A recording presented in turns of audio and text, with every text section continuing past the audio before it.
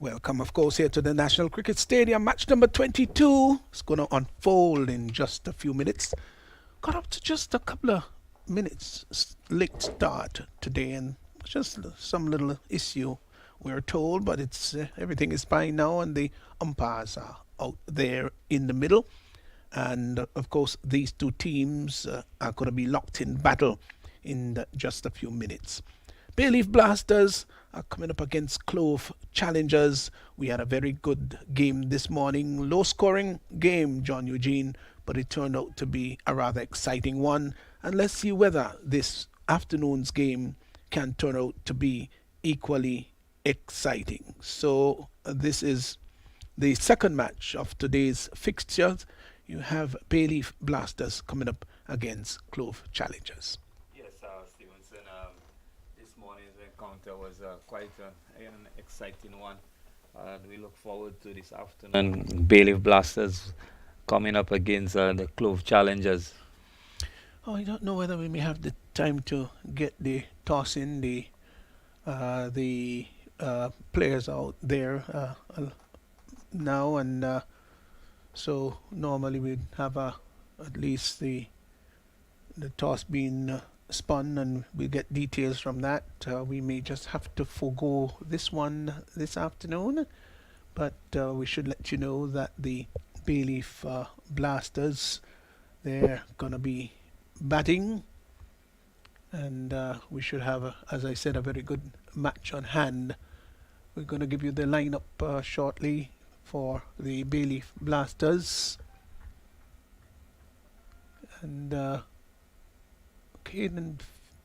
so the Bayleaf Blasters, Robinson and Hodge, those are the two who will be opening the bowling and opening the batting, beg your pardon. Here is the first delivery that is looking to be pulled out to mid-wicket. Doesn't make the kind of contact anticipated. Let's see what the umpire would say. Well, he did in fact get a bit of contact onto that one. So Jelani Robinson is opening there with Kaveem Hodge. Maybe Blasters line up would be Robinson, Hodge, Smith, Felix, Devonny Smith, Lewis, Pascal, Rogers, Dennis Smith, the keeper, Nikosi Saint-Hilaire, and Ramnath. Those are the lineup for the Bayleaf Blasters. Here he is in now, and the balls outside the arm stump, pulled down to the mid-on area. Bishop takes the catch. Oh my gosh, would you believe this? So. Well, Hodge is gone, and I think the jubilation on the part of Imran Joseph, I don't think I've seen this before. I think he ran up, grabbed the hold of Hodge, and started to do a bit of an Indian dance while Bishop took an easy catch that mid-off. What a thing that. Yeah. It all took me by surprise. I know. What a thing. What a ton of events. Calvin Hodges looking to pull this delivery from Joseph. Joseph a little pacey, and this ball came on to Calvin Hodges a little bit sharper than he expected, giving an easy catch to Teddy Bishop. Yes, Teddy Bishop at mid-on. He grabbed on to. I can't believe this. He actually grabbed on to Hodge. That's Imran Joseph. And, well, he was hugging and embracing them Indian dancing. I hope Hodge was not very happy about that. I don't think he could be very happy at all. I don't know if they had some little words before. I don't know. You know, some fast bowlers take on some opening batsmen take on fast bowlers, and they say before the match, well, you know what, I'm going to let you have it. And the bowler may say the same thing too.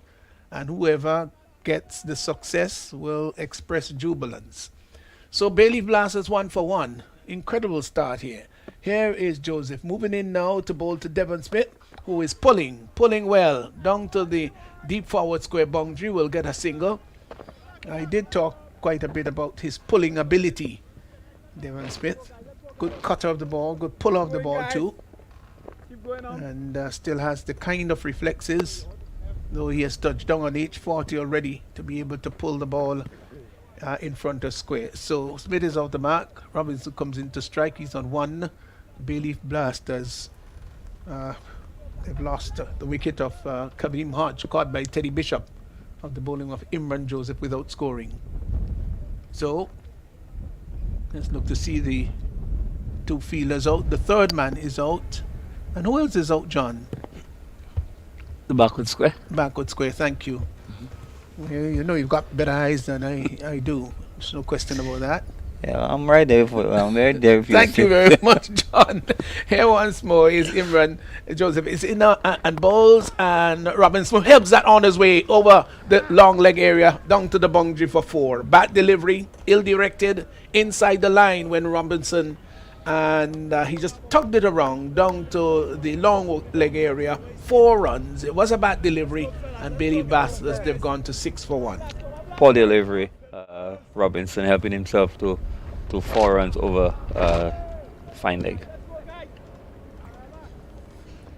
So there is a third man down on the boundary, backward point, cover, extra cover the mid-off.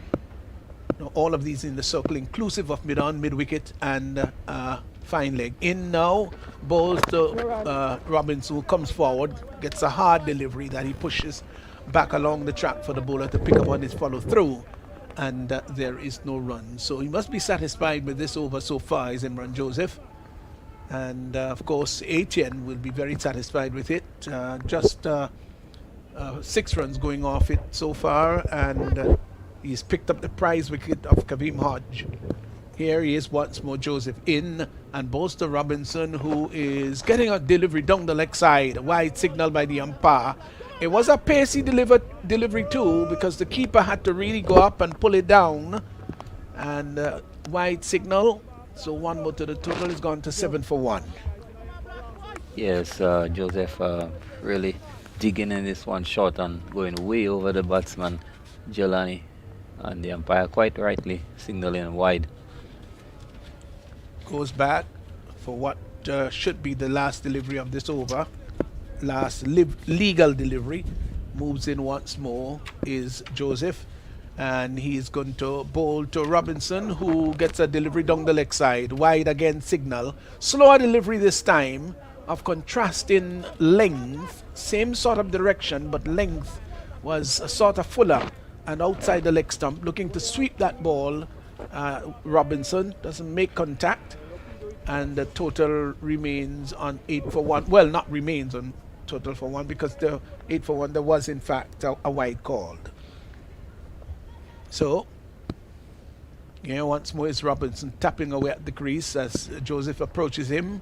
He is there now, and there's an appeal for cut behind. The umpire says not out. Ball may have taken somewhere. We're not too sure where it may have struck, and the keeper collected behind the stump. So the over comes to an end. First over gone. Successful over 2. Robinson is 5. Smith is 1. And the batsman to go was Kareem Hodge. Was caught Teddy Bishop there at mid-on of the bowling of Imran Joseph without scoring. And it was in fact a rather dramatic first over. Yes, very interesting over there by Joseph, picking up the wicket of Kareem Hodge, and also bowling some wides down the leg side. Not the best of over, but I think the Clove challengers will be happy that it's only 8 runs. Yeah, you're right. Must be very happy that's only 8 runs, but they got a prize wicket of Kareem Hodge, and so Darren Ned is going to move in to bowl to Devon Smith from the far end. And well, there is a strong off-side field for Devon Smith.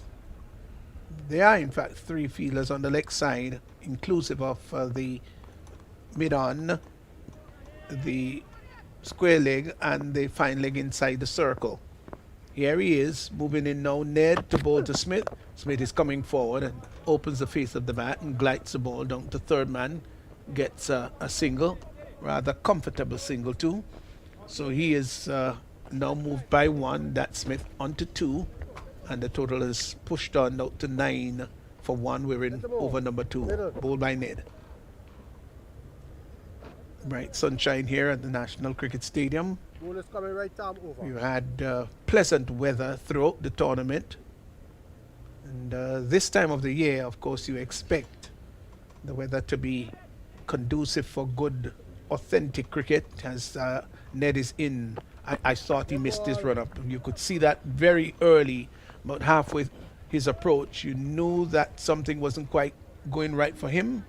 And they tell you that as a fast bowler particularly, you've missed your run up, go right back. It may take some energy out of you, but it might serve the difference between maybe a boundary and a good delivery. Here he is now in and bowls, and he's off the back foot and cuts the ball. That's Robinson, gets it out to cover, but can't pierce the offside field. He remains on 5 and the total remains on 9 for 1.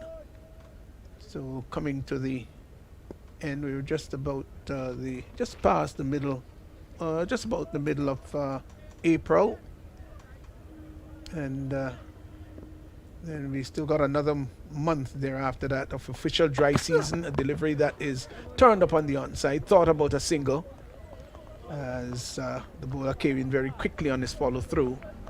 But this year, I don't know what it was like in St. Lucia, but it was not a harsh dry season at all in Grenada, as you may well see. It was quite interspersed with rain. Yes, in St. Lucia, we also had quite a number of showers from early up, yeah. Very nice. So here once more is Ned moving in now to bowl to Robinson, and Robinson is getting a delivery that comes into him. He's a little bit cramped for room as he was onto the back foot. Maybe rather than trying to come onto the front foot and play through the line of the ball, waited for the ball to drop and then just seemed a little cramped. Pushed it back on the offside of the wicket for the bowler to pick up on his follow through. Total remains on 9 for 1. So it's been a good over so far by Ned. Just 1 run coming off 4 deliveries. You want to keep that tight. There is an adjustment to the field. The third man comes up in the circle, and the man at mid-off has now gone on to long on, and the captain himself, who was at mid-on, has now gone to mid-off. So that's the change. Those are the changes we had just before this delivery. Here it comes once more in, Ned, and bowls to Robinson. Robinson clips that down to backward square, 4 runs. No question about that. Maybe just slanting on the leg side, and just eased inside the line, and he used the wrist very well, and also used the pace of the ball and turned it down to backward square. 4 runs to Robinson. The total has now gone to 13, and Robinson has gone to 9. A good shot by Robinson, ball angle on leg stump and making no mistake and helping himself to 4. We're in over number 2. So he's hit 2 boundaries already in his innings of 9, as Ned again moves in. Would pass the umpire just about now and bowls, and there's wrapped him on the pad, and there's a people like before gone. So says the umpire, the slow death-like finger, index finger raised, and so Robinson goes leg before to Darren Eddy. He's gone for 9, and Bayleaf Blasters, they're in more than a spot of trouble. They're 13 for 2. Jelani Robinson playing right across this delivery, and being hit plumb in front. The umpire making no mistake. This one was absolutely plumb.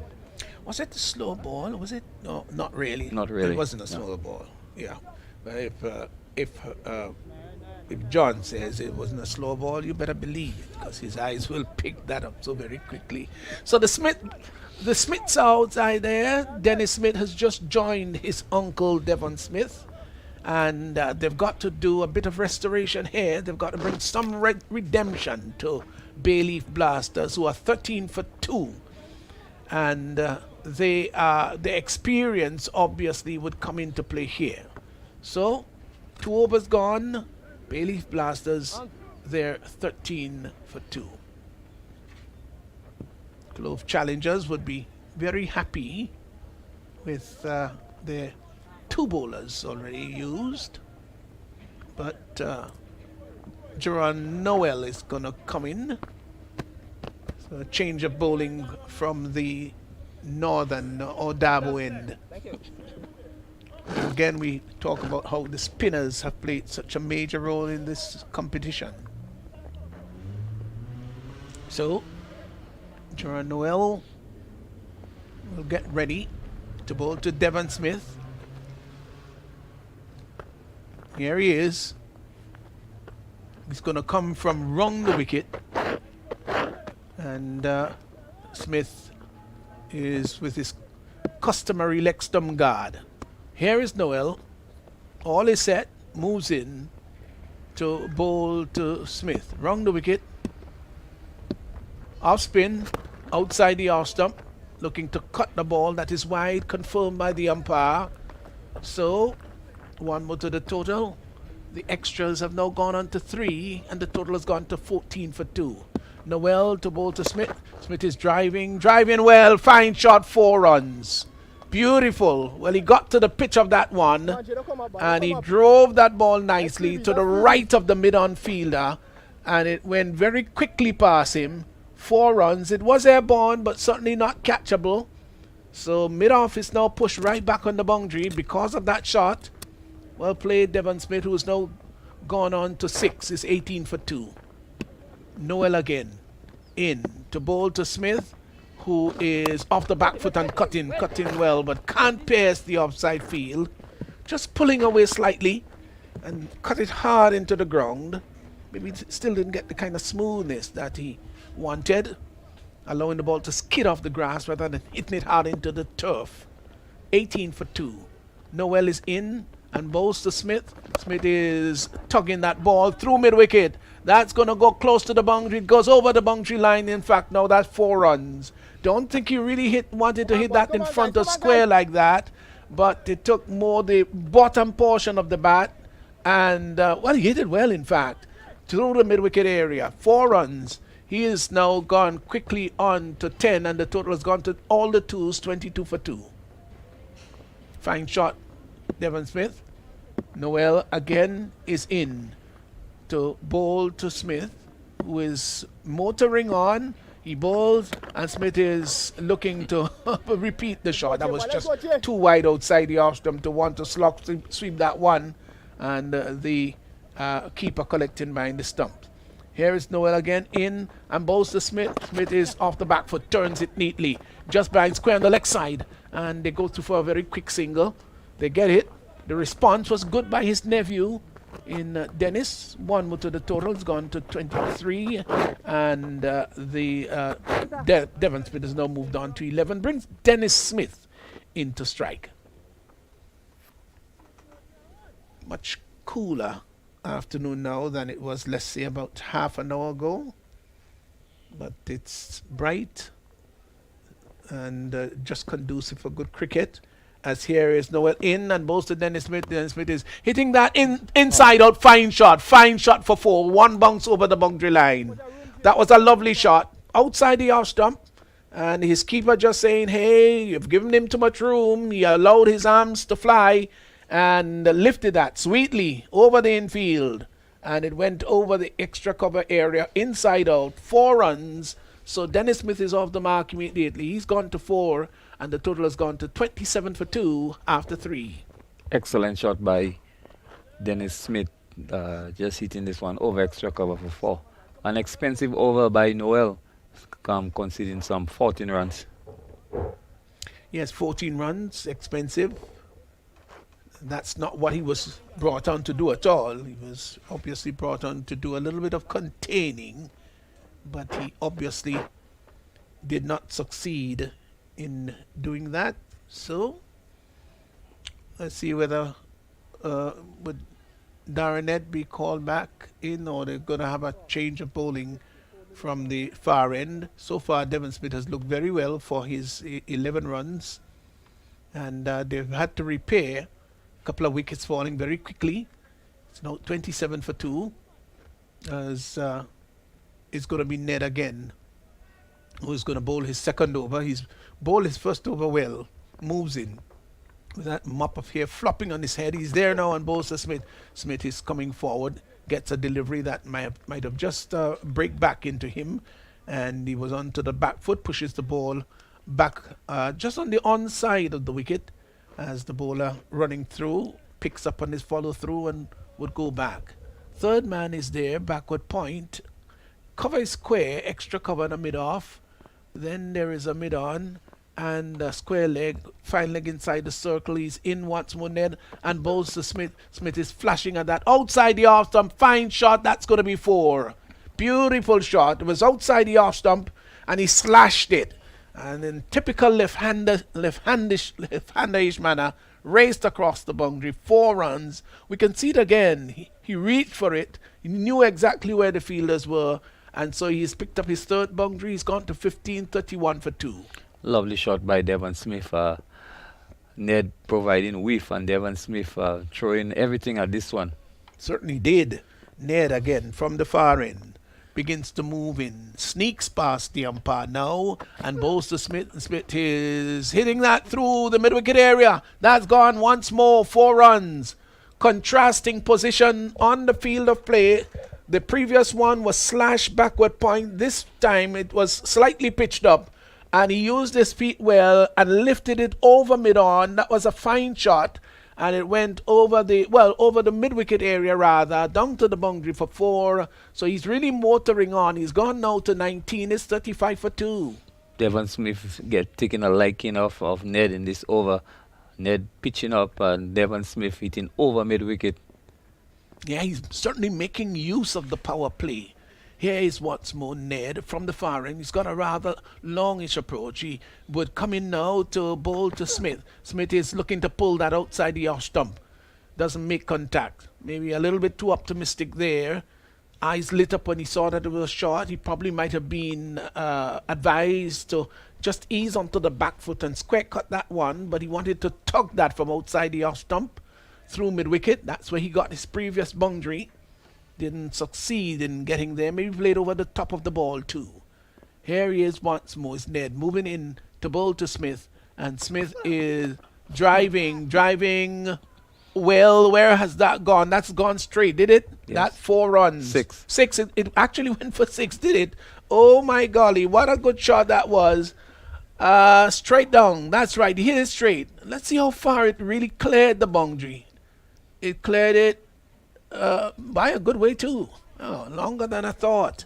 Yeah. Well, 6 runs there to Devon Smith. Haven't seen him hit the ball like that in a while now. He's gone very quickly to the quarter century mark, and the total has gone to 41 for 2. He's roughing it. He's roughing a poor Ned here. Ned is 1 for 19 of 1.5. Comes in once more to bowl to Smith, and Smith is late dabbing that, gets it down behind square on the outside. We'll get a single, and then they get a bit of an overthrow. Would come back for the second run. Oh, well, I don't think anybody likes to overthrow the ball. No captain likes that either. So they got 2, and the over comes to an end, allows Devon Smith to get to 27. Well, he won't be taking strike. His nephew would be taking strike, that Dennis. 43 for 2, and the power play has just been completed. 10.75 is the current run rate. Whenever you get over 10 or thereabout, then you've got a good power play. An excellent power play there by the Bayleaf Blasters. And Stevenson, I think we have to spare a thought for Devon Smith. He has played every level of cricket. That's true. And he's still out there playing 10-10 version. And Would you believe this? And he's still enjoying his cricket. Yes. He's hitting the ball as clean as anybody else. And it's just amazing the longevity of his career and how long he have played. Yes, started off playing for the Windward Islands, was only 18 years. Well, here's the captain, T10 in, bowls to Smith. Smith hits a big shot. No, that's big. That's ginormous. That's humongous. That's really big. And that's gone for 6. He pounced on it like a cat and lifted it over long on. And everybody just had to look at it in a rather helpless manner. Those on the field I'm talking about. We looked at it in great admiration. It's gone over the long on boundary for 6. Fine shot. He's gone to tennis 49 for 2. Here once more is T10 in and bowls to Dennis Smith, who turns that over the deep backward square area. That's going to go into the boundary too. That's 4 runs. Well, it was slanting down the leg side. It's not a good delivery at all. I'm sure that T10 himself, as the captain, would be very disappointed with that. And he just helped us on his way over the backward square area down to the boundary for 4. So a 6 and a 4 off the first 2 over there, bowled by T10. He's coming in for quite a licking. He's none for 10 of his 2 deliveries bowl. And Bayleaf Blaster, they've really motored on now. They're gone to 53 for 2. Here is T10 once more to bowl to Smith down the track. Lives that. That's big. That's big. That's a biggie. It's gone for 6. Oh my golly. Well. It's sheer carnage down here at the National Stadium, down the track. Nice use of the feet. He put on his dancing shoes very quickly and lifted it over the long on area for 6. Fine shot. Fine shot. Dennis Smith. First ball 4, second ball 6, third ball 4, fourth ball 6. What an innings, Stevenson. Well, this next one should be 4 if we're going by sequence. Here is T10 now and bowls to Smith. Smith gets a delivery that he comes forward and in a very authentic manner, very nice, crisp drive, gets it down to the long off area where Bishop is there fielding. He's a tall, slender figure there down on the long off boundary. So 1 more to his total. That's Dennis Smith, who's got 21 and catching up there with Devon Smith, who's 27. 17 runs have already come out from this over. Here he is the final, no, not the final delivery yet. T10 outside the arse stump, opens the face of the bat, will go through for the single, and he gets it too. So 1 more to Devon Smith. He's got to 28, and it's gone now, the total to 61 for 2, brings the right-handed younger Smith into play, who's been very harsh on T10. Well, just making sure that his gloves are well fitted. He's in once more.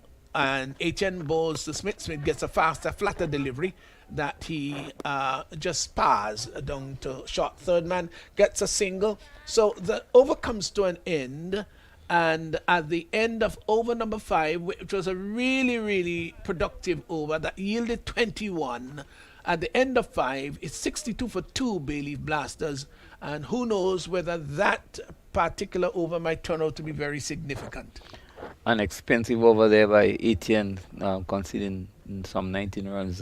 Dennis Smith come in and really set the place alight with some big hitting, some clean hitting, not no slugging. No. He has really propelled the run rate 62 for 2 halfway. Bayleaf Blasters probably looking to go beyond the 100 mark this afternoon. Yeah, very much. Oh, they're on course to get there. So, Casimir Thomas will now prepare to bowl to Dennis Smith, who's batted beautifully this afternoon. Really lovely.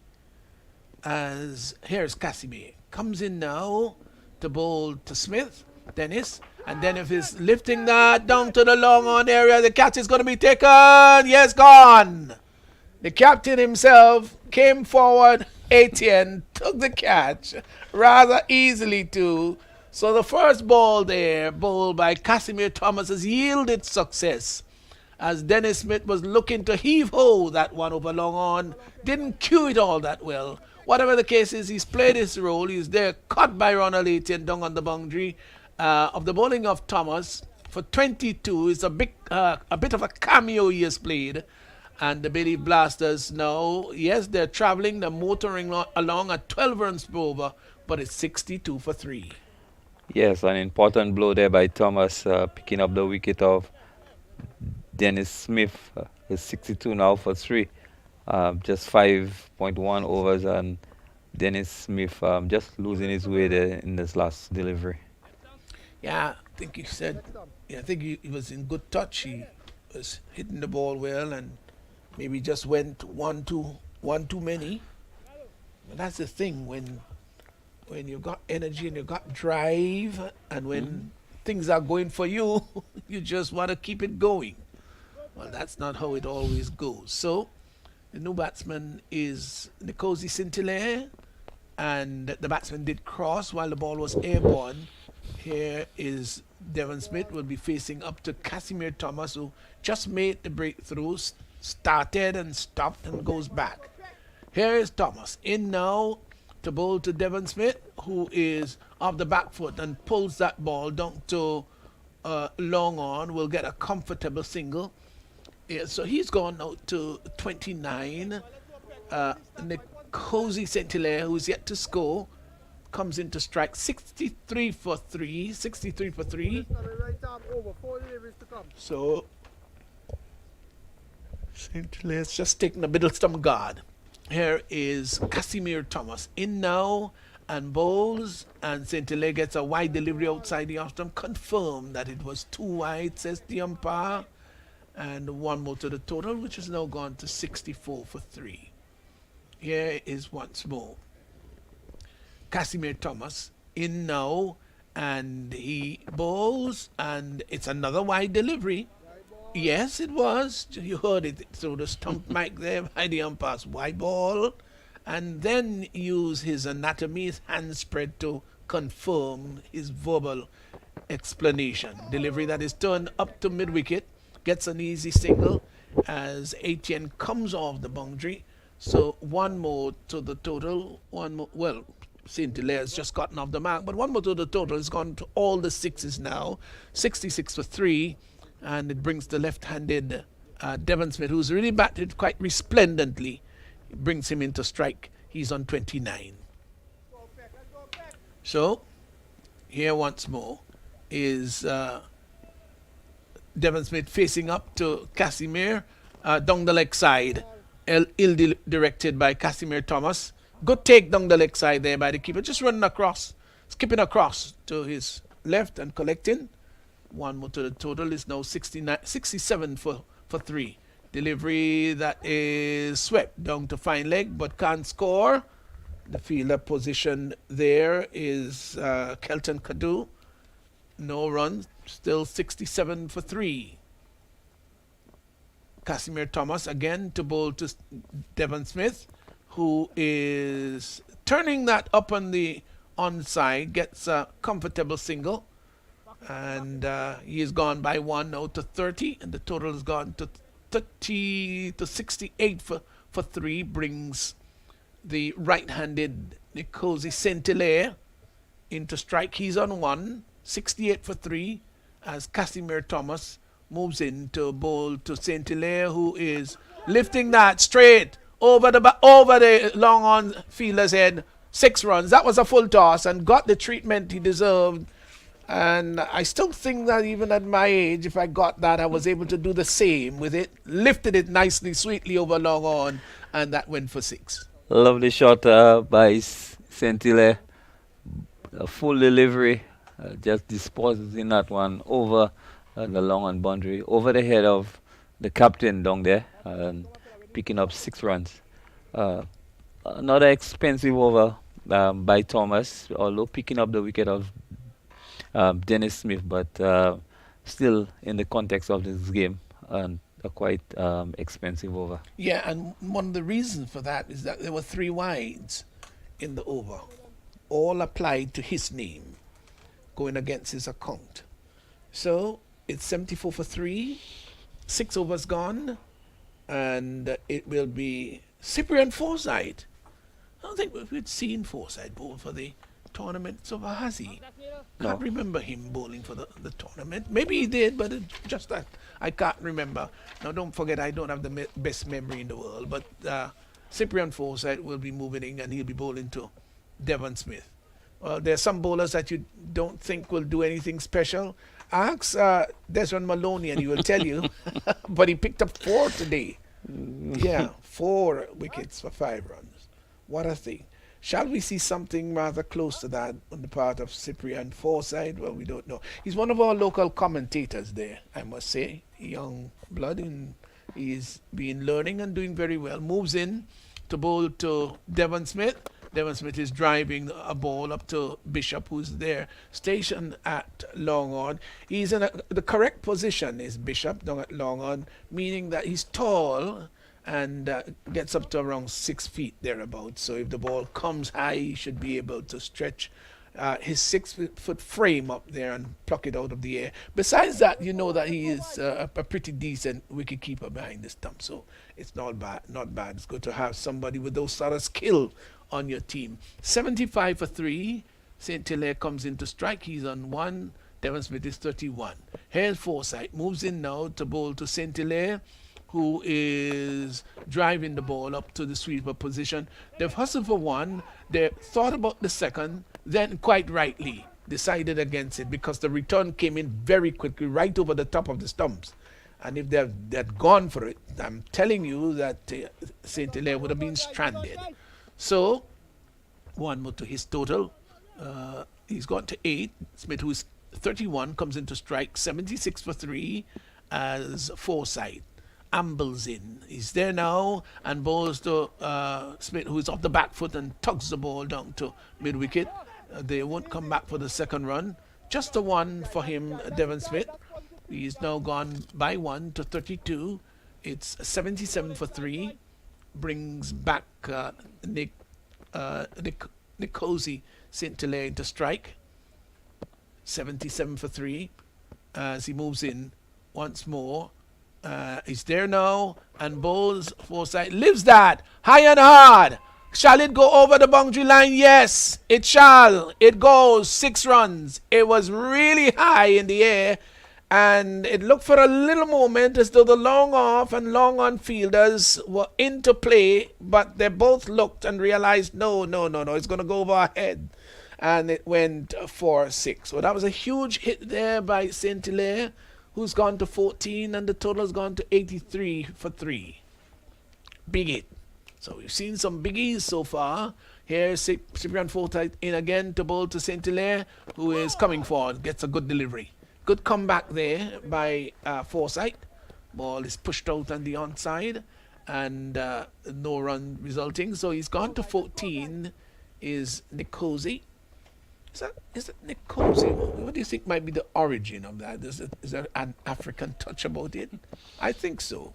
Here he is now, moves in, Forsyth bowls to St. Hilaire, and he plays the ball just behind square on the leg side. They will come back for the second run as it was overthrown and backed up there in the outfield there by Imran Joseph. They got 2. So that completes the over. There's 7 gone, 85 for 3, 85 for 3.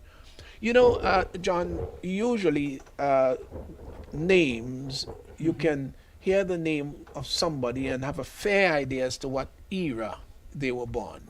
Yeah. Yes, because these days they're the names of children. You have Michaela, and back in our days we didn't have no Michaelas.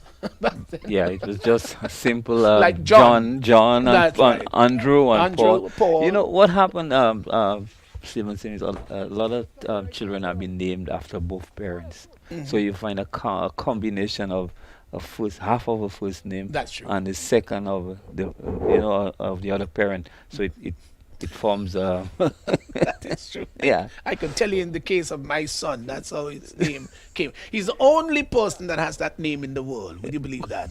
So I've got a record standing. You got a record. Yeah, You got this one right, Stevenson. His name is Steve Linson. Steve Linson. Steve Linson. Wow. And absolutely nobody else in the world has that name, that's for sure. I've done all sorts of search and nobody else has Yeah. You got that one right, got Stevenson. that right, didn't I?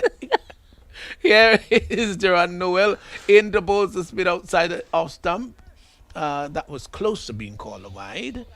Left alone by Devon Smith. No, 83 for 3. 85 for 3, sorry. Noel once more comes in to bowl to Devon Smith, who is getting one outside. This time, the umpire says, no, that's too wide. Confirmed. So one more to the total has gone to 86 now for 3.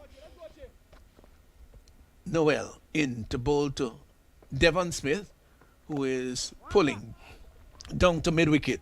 No, they've gone for 1. Won't come back for the second. The return brings the the bowler forward by about 10 yards, intercepts it, and the batsman crossed for one. So one more to Devon Smith, who's gone to 33, might be thinking about, hey, I may get able to get a half century here. And Bayleaf Blasters, they've blasted away now to 87 for 3. The right-handed Nikosi Sinclair now comes into strike. He's on 16. Here once more is Jaron Noel, and he's going to move in to bowl to Nikosi Sinclair. He's just about there now and bowls, and Nikosi's hitting that in the air, but the catch be taken, yes. Simple catch, down on the sweeper position. He was looking to clear the boundary, no question about that, and maybe didn't cue it as well as he would have liked, and hit it down. It was flat and traveling. So there goes Nikosi Sinclair. They're cut down on the extra cover boundary. While he may say that he played his role okay, Imran Joseph was down there waiting for the catch. He has gone for 16, I make it, and the total has gone to 87 for 4. Yes, Centilla really going after this delivery. And I don't think you could really blame him, No. Stevenson, with 84 runs, 87 runs for 4 wickets, just heading into over number 8. And you think that he would probably want his team to go well past the 110, 120 mark. So a good effort there by Centilla. Yeah, so we still got 3.3 overs remaining, and I don't think they'll want to get less than 30 in those 3.3 overs. I doubt that very much. Less than 30, with the start that they've got there, and they're scoring at 11.60, 87 for 4. They must be having 110 somewhere in the back of their mind. So out goes Saint Hilaire. In comes Devani Smith. Another Smith combination in there. Any relation? I Not sure. don't know. I'm not sure, really. Here is a delivery that is outside the off stump. Down the track is Devon Smith. Used his feet. Got it out to extra cover. But they say in our country, small islands like these, that everybody's related. They call them pumpkin vine relations. Yes. Wow. Here he is once more in and bowls to Devon Smith. And that's a no ball signaled by the umpire. That one went way outside the pitch area. So it's going to be a free hit. I think this might be the second or third time we've seen this in the tournament so far. Here he comes in now and bowls to Smith. Well, he doesn't bowl. He just aborted the run up. And may have just won Devon Smith. Be careful. I'm going to mancad you. Here he comes in now, bowls to Devon Smith. Devon Smith is lifting that down to the deep mid-off position, and they go through for a single. Might be a bit disappointed with that he didn't clear the fielder down there. That's HN down at the deep long-off boundary. But he got a single, however. He's gotten to 34. Devon Smith now comes into strike. 89 for 4. As here is once more Noel in and bowls to Devon Smith, who is looking to drive that outside the off stump, doesn't make contact, and the keeper taking behind the stumps. Total remains on 89 for 4. Well, the over has come to an end, so 8 overs gone, 89 for 4. You've got 2 overs remaining, and I'm sure the Bayleaf Blasters, as I said early on, will probably want to get up to that 110 mark. So what we usually do at this stage in the innings, when there are just about 2 overs to go, the commentator will tend to give their own scores as to where they think that at the end of the 10 overs, where the batting team would be. So let's go across to John. 110. 110. And my score would be 105. So you're going below me today. yes, I'm going below. So you don't trust your judgment. You don't trust your cricketing judgment. Well, oh my word, Stevenson. Well, let's see who's gonna come out on the top today. So you're 110. I am saying 105. I know it's a rather risky thing with 2 overs to go. I really shouldn't be saying 105, but I'm going to take the risk today. Devon Smith is there on 34. Yes, it's very risky for me to be saying 105. Maybe I just live to regret that one. So here now is Imran Joseph, who took the catch a little earlier on there. He is going to get ready to bowl to Devon Smith. I hope I'm not going to be on the losing side this time. And he's rather meticulous about his field placing, making sure that everyone is there exactly where he wants them to be. So here is Joseph, moves in to bowl to Smith. He's there, bowls to Devon Smith, who is lifting that, looking to hit that down. Catch taken, No. drop, no, drop. They will come back for the second.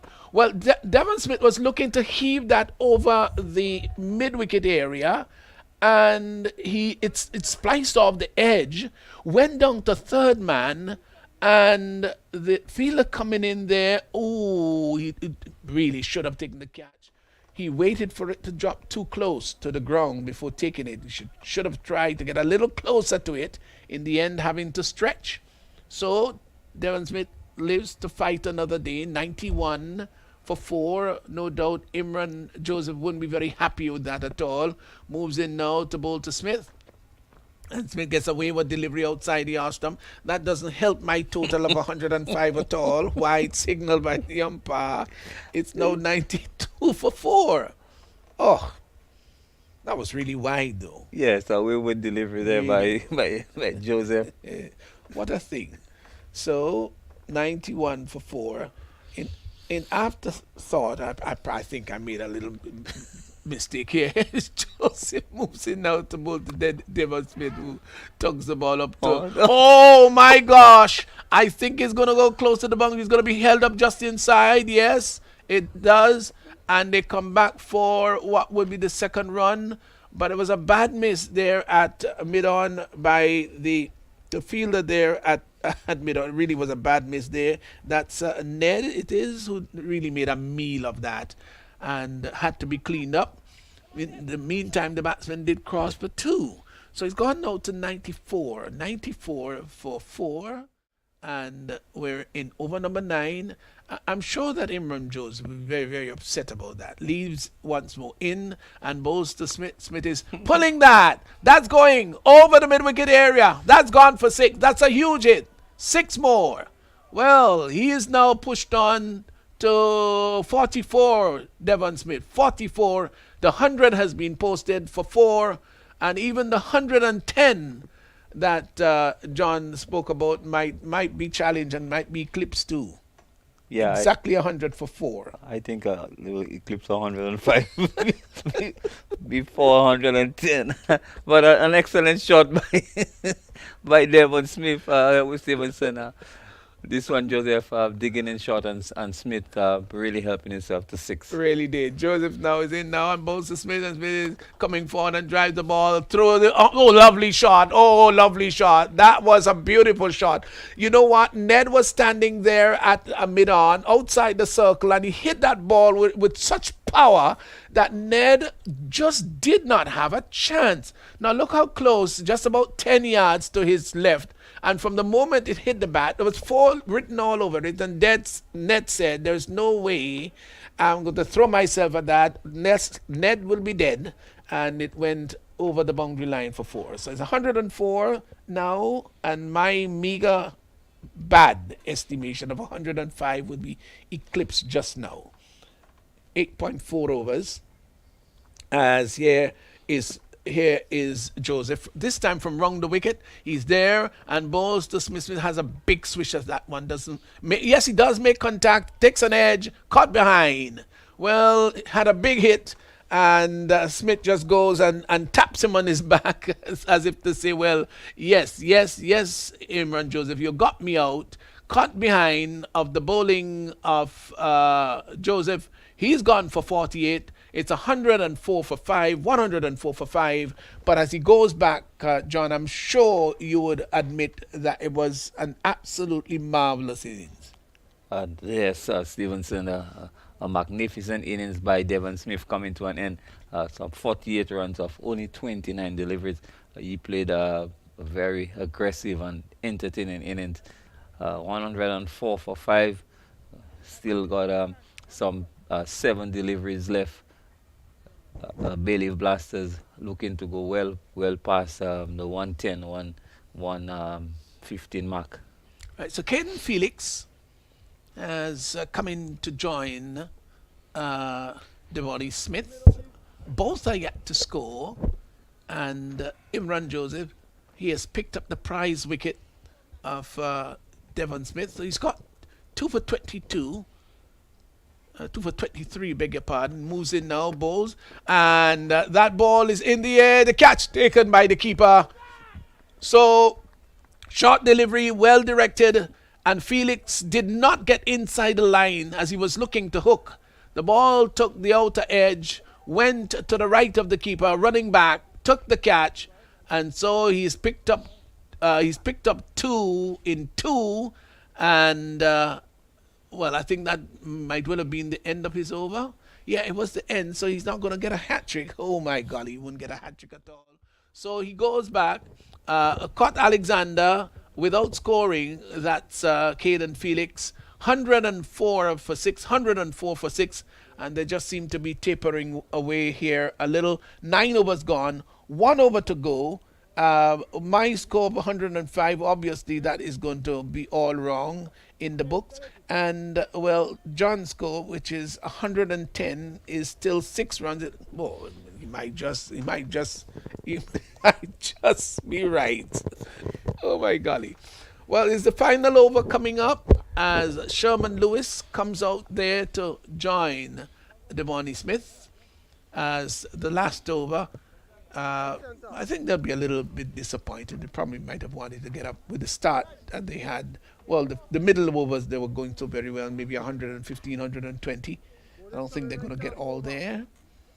The first thing they'll want to eclipse is the 105 that Stephen Suwom declared, and then the 110 that John said. They might just go over both of them. So Sherman Lewis, who is a very tall man, he's a 6-footer. He's going to be facing up to Cyprian Forsyth. This time he's coming from the far end, in and bows to Lewis, who hits the ball down to mid-off and gets his first run. So he's off the mark. He's gone to 1. It's 105, exactly as I predicted. I don't think there'll be 5 dot balls from here. I doubt it very much. Brings now Devonnie Smith into strike. He's yet to score. 105 for 6. Last batsman to go was Caden Felix. Was caught Ricky Alexander, the keeper of the bowling of Imran Joseph, went without scoring. He comes in Forsyth bowls and he hits that over the backward point area. It's going to go into the boundary now. Yes, 4 runs. 4 runs outside the off stump, and he flashed at it, and the ball rushed off the flashing blade down to the boundary for 4. So Devonnie Smith has gone to 4, and the total has gone to 109. 109 for 6, as they will be really firing away at everything here from Cyprian Forsyth, who comes in once more. He's there and bowls, advancing down the pitch, and somebody's going to be run out. No, well, just managed to get back there. Sherman Lewis was interested in the single, and Devonnie Smith had no interest whatsoever, and he just campered back down. That's Sherman Lewis. He's come up and maybe having just a quick word. Yes, he's just had a quick word there with his partner in Devonnie Smith, as is Forsyth once more. Coming in now and bowls to Devonnie Smith, who is looking to pull that over the mid wicket area. That's gone a long way. That's gone for 6. It was a short delivery, badly bowled, and he rocked on the back foot and lifted over the mid wicket area. 6 runs there to Devonnie Smith. He is quickly gone on to 10. It's 115 now for 6, and so the prediction by both Your Honor, yours truly rather, and John is gone crashing out the door. Here is Cyprian Forsyth coming in once more with his 5th delivery. He's there now and bowls to Devonnie Smith, who hits the ball back past the bowler. They should get 2 here. They've gone for 1. We'll come back for the second. The return comes into the non-striker's end, and they get 2. So Devonnie Smith has moved on by 2. He's gone to 12, and the total has gone to 117 now for 6. So this is should be the last delivery coming up. Here is Cyprian Forsyth in. Bolster Smith. Smith is looking to hit that across the line. There's an appeal for leg before, not given out by the umpire. They go through for what would be a leg by to. No, he got a nick onto it. We didn't see the umpire signal, so he got a nick onto that one. So that completes the over and completes the inning. Bayleaf Blasters 117, which is a pretty good score that. 117 for 6. Devonnie Smith not out on 12. Sherman Lewis not out on 1. And that little last partnership of 13, they have ensured that the current run rate go up to 11.80. So in the end, I think Bayleaf Blasters, John, they've put on a good show here. Yeah, Bayleaf Blasters 117, 118 actually for 6. A good effort. Devon Smith, Dennis Smith, both of them played very, very good hands, and also the remainder of the batsmen from the Bayleaf Blasters. I think they'll be quite happy with the score. Maybe they wanted a little bit more, but 118 is definitely a challenge in total. Very challenging total. They got a score at 11.80. And, well, let's see whether indeed Clove Challengers would be able to challenge that. So let's go through the scorecard very quickly. Robinson leg before to Ned for 9. Kareem Hodge cut Bishop Bowl. Imran Joseph, he went without scoring. Alexander, that's Devon Smith was cut. Ricky Alexander Dolan of Imran Joseph for 48. Dennis Smith was caught 18. Bowl Thomas for 22. Nicosi Centileo caught Joseph Bowl and Gerard Noel for 16. Devonnie Smith not out 12. Nice little innings. Caden Felix was caught Alexander of the bowling of Imran Joseph and went without scoring. Sherman Lewis is not out 1. The bowling in the bowling department, well, Imran Joseph 3 for 23 of 2. 1 for 21 of 2 went to Darren Ned. Jaron Noel had 1 for 18 of 2.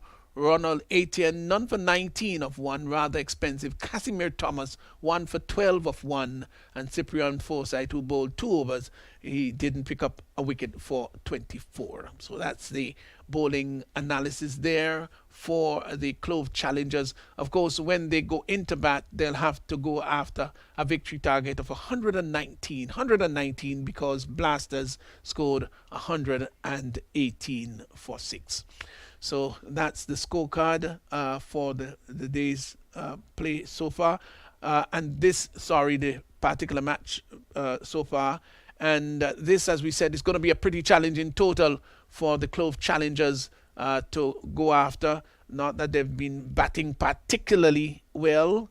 And I think Kerry Frank is going to be having one of the players.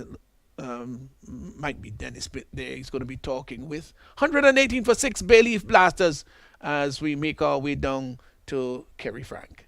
Thank you very much, Pastor Ram. We have here with us one of the leading bowlers in attack, 3 wickets today for Imran Joseph. Among the wickets must feel good. Yeah, it was already great. Come on, Imran, we're on live there. 3 wickets. Joseph, how did it feel? It was really a nice feeling for me because it's been a while now. I didn't really come up with the wickets. I was bowling, but today I decided I had to come up for my team because we need that win today. An important win for you guys at the bottom of the table now, but it's not really out for you guys. How was it motivating the guys to come out against this one? Well, we was coming out with a positive mind. I wanted to restrict them underneath 100, and so hard luck we didn't get it, but we try our best to get them under 120 as. Coming up against a very good batting lineup, got Kareem Hodge out in the first over. Must be a big one for you. Yeah, it was. It's been a while now. I wanted that wicket, and today I got it. So I guess the battle settled now. All right, 119 for victory. What are your thoughts on chasing down the Clove Challengers? Well, to be honest, knowing the batsman that we have, the Clove team have, I think that is a comfortable score for with the chase. All right, well, Imran, all the best to you and the Clove Challengers for this matchup. All right, thank you, brother. All right, Pastor Wam, that was Imran Joseph of the Clove Challengers. Well, I'm sure you folk would be hearing about John Eugene and I What It's a bit of a giggle. brilliant interview. Brilliant. Absolutely. I loved it. I loved it. I loved it. Well, we were wondering whether there was some sort of some not grudge, but some sort of needling between the two players, and that's Imran Joseph and Hodge. And I think there's some indication there in the interview that they had some of the field banter, and in the end, well, he won it, I would think. So that's the situation. Bayleaf Blasters 118 for 6. It means that Clove Challengers would need to get 119 for victory. This is the innings break. When we come back, then the Clove Challengers, they will be challenging the Bayleaf Blasters total. The final weekend in the Dream 11 Spicer T10 2.0 cricket tournament fast approaches. And Grenada, it's time to fill the stands. This Saturday 16th and Sunday 17th April, it's the T10 playoffs. The top 4 teams will look to book their place in the grand final on Monday 18th April. Game times 11:45 a.m. and 2:30 p.m. Saturday and Sunday matches $5 EC. The grand final Monday the 18th $10. Bring the drums, count shell, coolers. It's the biggest stadium line and catch all the action on this station. The Dream 11 Spicer T10 2.0 cricket tournament. Love the game. Imagine having the home of your dreams. Imagine investing in that piece of property you can call your own. Imagine finally doing that home improvement project you've always been thinking about.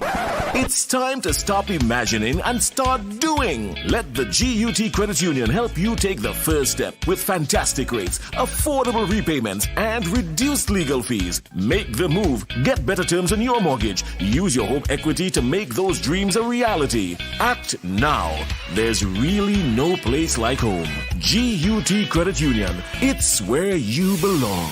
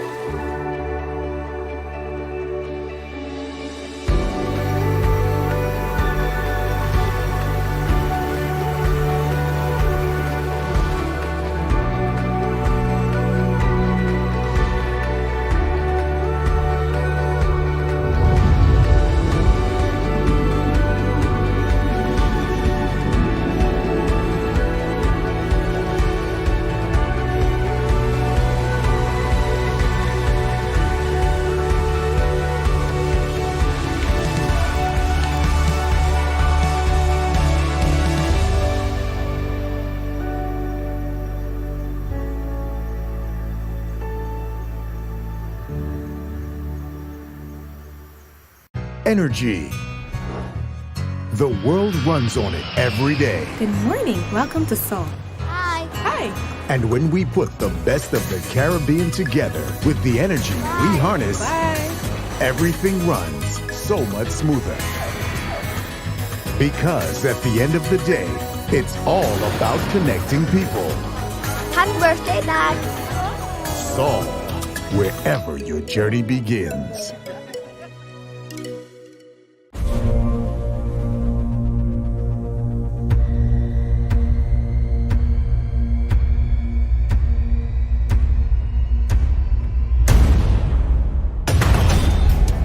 The biggest and safest summer festival in the region, August 8th and 9th. Let's go to Grenada for Spice Mass.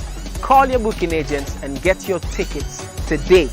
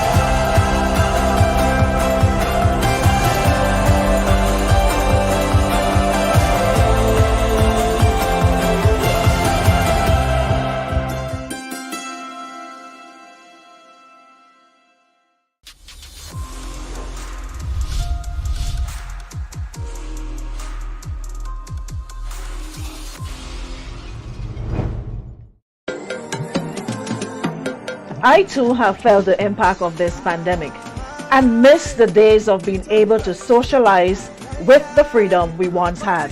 But it is in these times that we must come together to fight as one people through getting vaccinated and doing what's right. I am Aruna Neptune and I am fully vaccinated. Play your part. Keep yourselves, your loved ones, and your community protected. Spice Mass, here we come. It's our time again.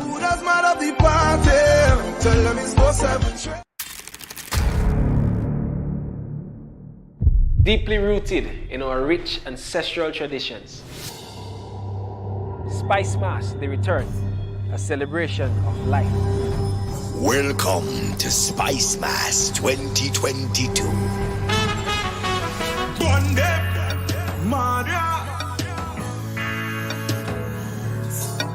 Reviving the spirit of our ancestors through our traditional mass.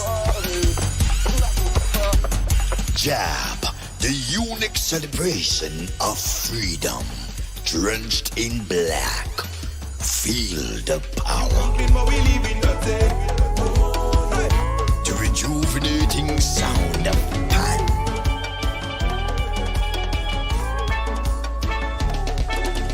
A display of colors in fancy mass. And the rebirth of calypso and soca music.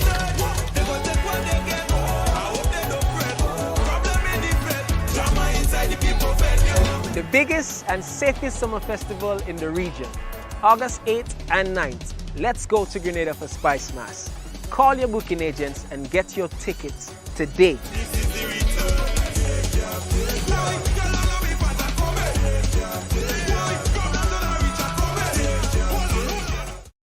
Have you ever seen a jab cooking oil down and Tanya log in the same pot? Neither have we until now, but we guarantee there is a whole lot more amazing things to see on your next trip to Grenada. And if you encourage someone to book an adventure to our island paradise, then you can be one of the winners of special prizes compliments the 473 Connect program by the Grenada Tourism Authority.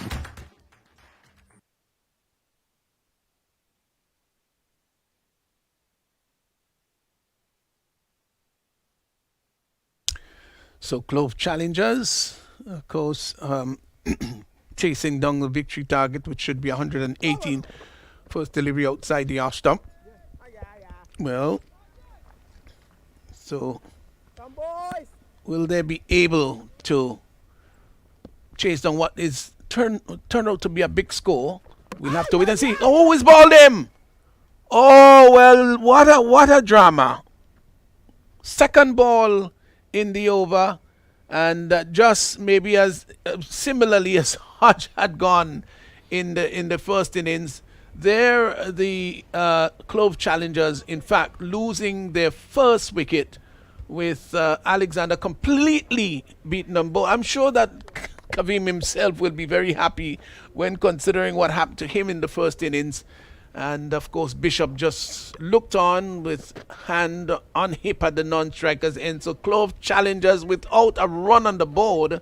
They've lost their first wicket with Alexander there bowled by Kavim Hodge without scoring. Alexander looking to hit this one back over the head of Kavim Hodge. And this ball tiller in, hitting the top of middle. Kavim Hodge picking up the first wicket. Well. Didn't think that there'll be such drama already to start the innings, but the drama is here. So Darren Ned comes out. He's going to be joining Teddy Bishop, and it will be Kavim Hodge who is going to bowl to Ned. No runs on the board. One wicket has already fallen. Here is Hodge now in to bowl to Ned, and Ned is hitting that towards the wideish mid-off area, scrambling tackle there, but does not succeed in cutting it off. That was a fine shot, hit through extra cover. So 4 runs there to Ned, takes his total to off the mark. He's gone to 4, And that was a sweetly timed shot. Yeah, lovely shot by Ned through extra cover. The fielder, I think, could have made a better effort in saving this boundary. Well, certainly didn't cut it off, much to his captain's disgust. Maybe here's a delivery that is hit down to backward point, single. So one more to Ned, who's now gone on to 5. So he's busy already. Total gone to 5 for 1. Teddy Bishop now comes in to strike. Hodge in now to bowl to Bishop. Bishop is getting a delivery right up in the block hole. Well bowled. And he had to come down very heavily on it. Don't forget, he's a tall man, is Bishop. So he had to come down a long way on it. Just managed to push it out. Hodge is in, bowls to Bishop. Bishop gets one that is flat and fast that he pushes out and on the onside as Hodge moving across very quickly to his right. So completes a very good over. The end of his first, that's Kareem Hodge, picked up an important wicket. That's Ricky Alexander, who he had comprehensively bowled without scoring, and Clove challengers their 6 for 1. A good over there by Hodge. Just some 6 runs coming from this over, but picking up the important wicket of Alexander. Yes. So immediately the Clove challengers under pressure. So they'll have to dig themselves out of this, and they've got to do so wisely. Can't afford to allow panic to step in because a wicket has fallen. No. It is always important to maintain your composure. The more composed you are in doing anything is the more successful you would be. Never ever push the panic button. Hope that they're not doing that today. Bishop, who has known these situations before, so should be able to handle it rather well. He's got a third man in, backward point, cover square, conventional cover the mid-off. There's this nice gap between the mid-off, the extra cover and the bowler, but there's a long off there. Here is Pascal that is pulled down to the mid-wicket area, and the batsman will cross for 1. Short delivery, caught inside the line and pulled it down to mid-on, got a single. So Bishop is now gone to 2, and Ned, who is 5, comes in to strike. Is 7 for the loss of 1. So Ned takes strike, and Pascal, who's had a pretty good tournament so far. Don't think he's coming off a long run. Sort of shortened approach. He's in now to bowl to Ned, and Ned is getting a short rising delivery that I thought he handled very well. Just opened the face of the bat and glided the ball down neatly down to third man. Meanwhile, the batsman crossed for 1. So 1 more to the total, which has now gone on to 7, as Sherman Lewis, having to come off the boundary at third man, brings Bishop, who is now on 2, into strike. Pascal goes back, turns from the top of his mark, and begins to move in to bowl to Bishop, who to this delivery is hitting the ball hard into the ground. Will get a single. Good call there by Ned, who saw the opportunity. The fielders there just on the border of the circle, and felt that there was sufficient time because the ball was not firmly struck. And 1 more to Bishop, who's now gone to 3. It's now 9 for 1. As he turns again once more, from the top of his mark is Pascal, getting ready to bowl to Darren Ned. Here he is.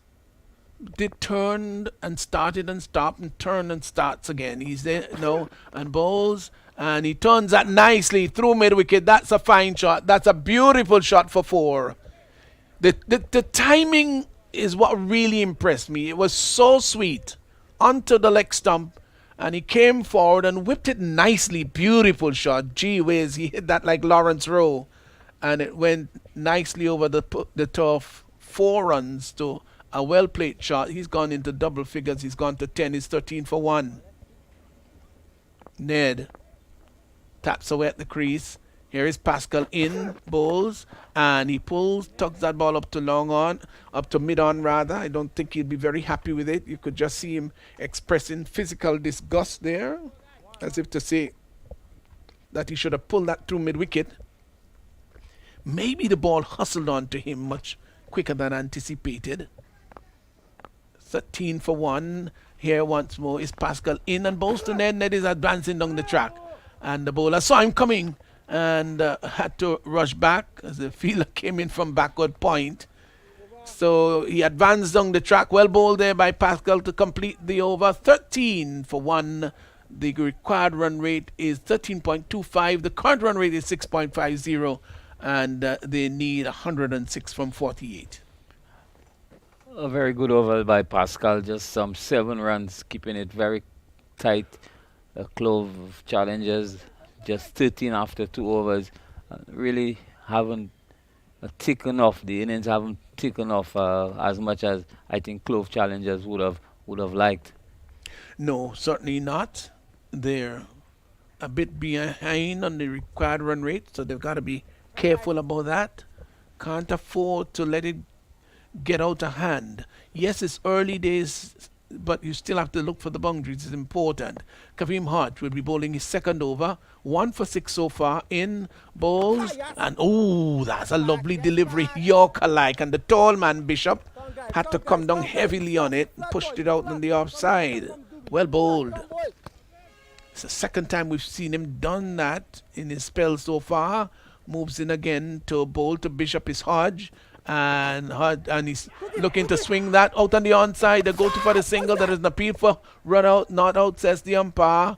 Little scrambling effort there from square leg by the fielder there. Meanwhile, the batsmen saw the opportunity for the run. They called each other through. Ned had to scamper. He really scurried down the track. It was easier going for a Bishop because the throw was not going in his end. It was going towards the keeper's end. And they, however, got the single. So Bishop has gone to 4. Ned, who is 10, comes in to strike. Well bowled by Hodge. In bowls, and Ned gets a short delivery that he hits through the cover area down to the boundary for 4. Well, there must be a bit of a disappointment with that because it was airborne, and one wonders whether that may have been catchable. Let's look at it. And there was a gallant effort, admittedly. The ball went down to the boundary for 4. So 4 more runs to Ned, who's gone to 14, is 18 for 1. Here again is Ned facing up to Hodge, who bowled a short one, that last one there. Moves in, wrong the wicket, left arm orthodox. He's in and bowls to Ned. Ned is coming forward, driving well, fine shot, 4 runs. Well, he really should not have earned 4 for that one, I must admit. I'm not taking away anything, John, from the drive. I'm really not taking away anything. It was beautifully driven. But the mid-off fielder, I think, really should have cut that off, and it went down to the boundary for 4. A lovely shot by Ned. Kavim Howe just over pitching, and Ned driving this one sweetly. And again, the fielder at mid-off could have made a much better effort. That's right. Caden Felix should have done better. Here once more is Hodge. Moves in to bowl to Ned. And Ned is off the back foot and hits the ball down behind square. Is going out towards the boundary. Diving stop effort there by the fielder who pursued it in a rather cat-like manner but wasn't able to cut that off. 4 runs. That's not where he intended it to go. He obviously wanted to hit it maybe around backward point, but it peeled off the flashing blade down to the third man area for 4. He's quickly gone to 22 is Darren Ned, and the total has moved on to 26 for 1. Well, he's motoring on. He is getting a little bit of luck here and there. He's going to snatch them whenever he can. Here he is again in balls.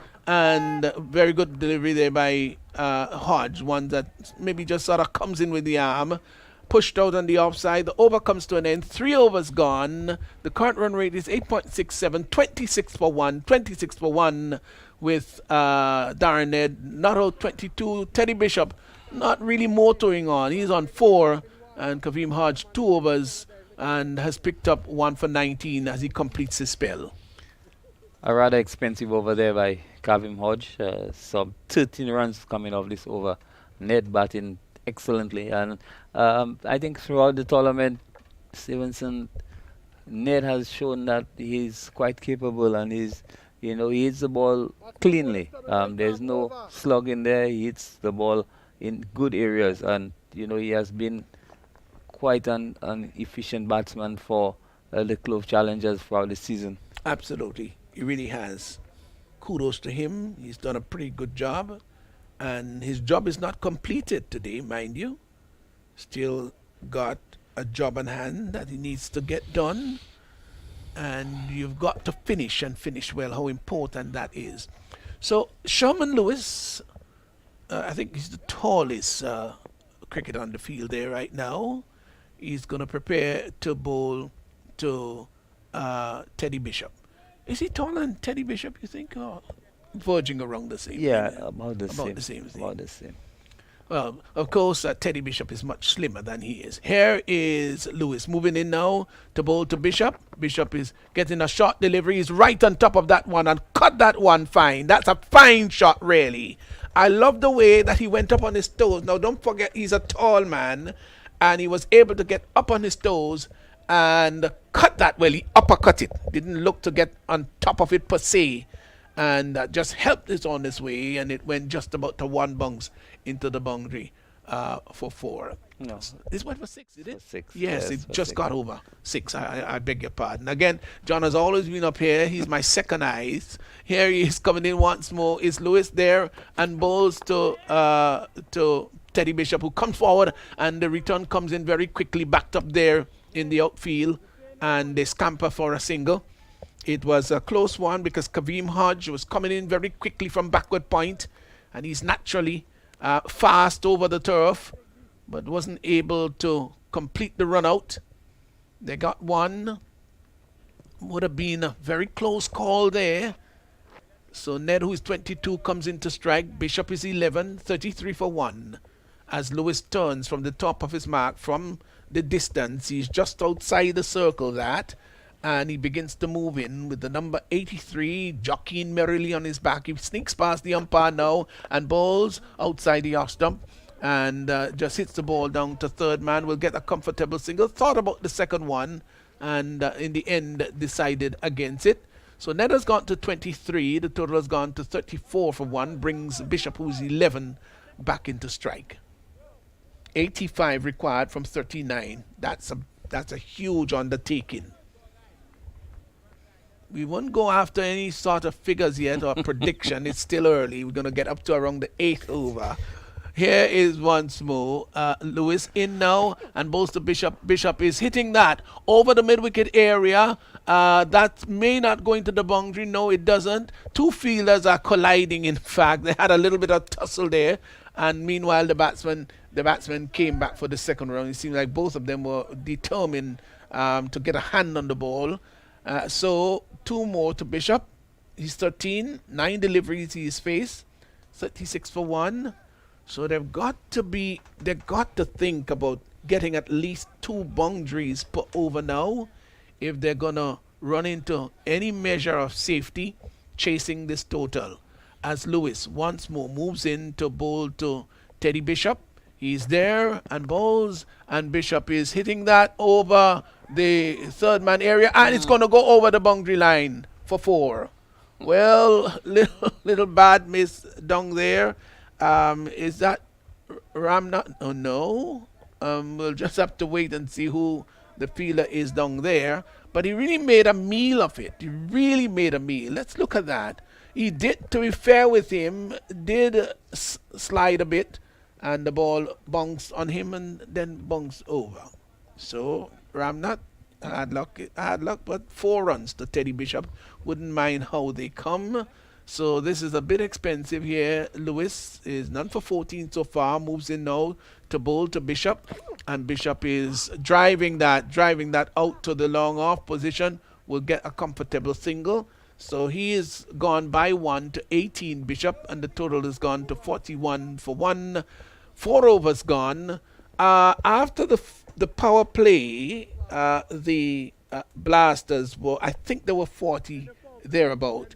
So about even Steven. But don't forget, the next 6, they really were blasting all over the place.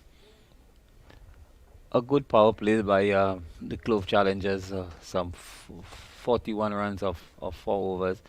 Sherman Lewis coming in a bit expensive, 50, an expensive over, 15 runs in this over. But we saw some, really casual fielding, especially from the fielder not on the boundary and on the fielder at mid-off. So the Bayleaf Blasters not really helping the cause in the field so far, Stevenson. No, they really haven't. They'll have to redeem themselves. They've got to be careful. You make some silly mistakes, and they can certainly hurt you. And I know they don't want to be hurt. Well, here is now is going to be Rogers, I think. Yes, he's going to move in now to bowl to Teddy Bishop. Bishop is slot sweeping that one down to mid wicket. They've hustled for 1. They won't come back for the second. The field is a bit relaxed now. Don't forget, we're out of the power play, so the fielders would be spread on the boundary line. So what usually would be 4 in the power play, now you've got fielders to cut them off. So Bishop has gone to 19, 42 for 1, as Richard Rogers moves in. Yes, there is Dennis Smith just geeing everybody up. Moves in now to bowl to Darren Ned, who is coming forward and driving that ball straight. Fine shot, 4. No question about that. What a wonderful shot that. Didn't try to hit it through mid-on or through mid-off. Either way, maybe the fielder might have been able to cut that off, but he hit it straight. And Nilan Pascal, who usually is a fine fielder, didn't have the remotest of chance to pull that back or to cut it off, rather. Lovely shot by Darren Ed. He's certainly striking the ball well. He's gone to 27. It's 46 for 1. A lovely shot by Ned. Ned again continue to bat and bat sensible, but positive. He's really a fine player, Stevenson. A player definitely we could probably look at, in the future. Yes. So work on his game, improve his technique, and improve his fitness, and he could well serve Winwood's cricket. Sure, right. Rogers bowls to Ned. Ned comes forward, drives through extra cover 4. Oh, lovely, lovely again. Well, that was pitched up, and he came forward, and this time he opened the face of the bat slightly, didn't try to hit it straight, didn't overhit it either, and it raced across the extra cover area. And even though Pascal was on the boundary, he went to collect the ball just for academic interest. The 50 has been posted. Roger bowls to Ned, who drives the ball down to long off. Pascal comes off the boundary. That's the 3rd time in the over he's had to go after the ball. So 1 more to Ned, who's gone to 19. Sorry, to 32. Bishop, who's 19, comes into strike. 51 for 1. Roger is in now and bowls. Teddy Bishop is advancing down the track. Hits the ball for the 4th time. There is Neelan Pascal having to run in. And a little bit to his left. The batsman crossed for 1. Bishop has gone to 20. 52 for 1. Ned, who is 32, now comes into strike. Interesting match we've got here now, as Rogers in now and bowls to Ned. Ned is tugging the ball down to long on. Will get a comfortable single as Kaveem Hodge comes off the boundary. So that completes the over. So some 6 overs gone. That's 5 overs, beg your pardon. 5 overs gone. 53 for 1. So the required run rate is 13.20, and they need to get 66 from 30 balls. Yes. Gettable? Yeah, quite gettable. With Ned at the wicket and Yes. Teddy batting sensible. The Clove challengers could overhaul this one, but it will take some smart batting. Smart batting, and they must get boundaries. Boundaries. Yeah. So, good partnership developing here by these two. They have, in fact, put on a 50 partnership. Yeah, well done. And in pretty quick time, too. So, let's see who they're going to bring on from the far end. Ramnot. Oh, let's see. Oh, the old warrior is dabbling his hands in the ground. Had a great match first time up. And then he's going to be saying, I'm going to use all my experience and all my skill and guile to see how I can dislodge one of these two or both. Well, here is Ramnath coming in now, and he's going to bowl to Ned. He's there and bowls to Ned, and Ned is hitting that back past the bowler. This is going to be challenged to get into the boundary. It's cut off just down there on the long on area. They come back for the second run. That was hit straight as a pipeline. Well hit too. And it rushed back past the bowler very quickly, cut off down there long on. So 2 more runs there to Ned, who is really motoring on. He's gone to 35. He's really batted well so far. 55 for 1 as Ramnath.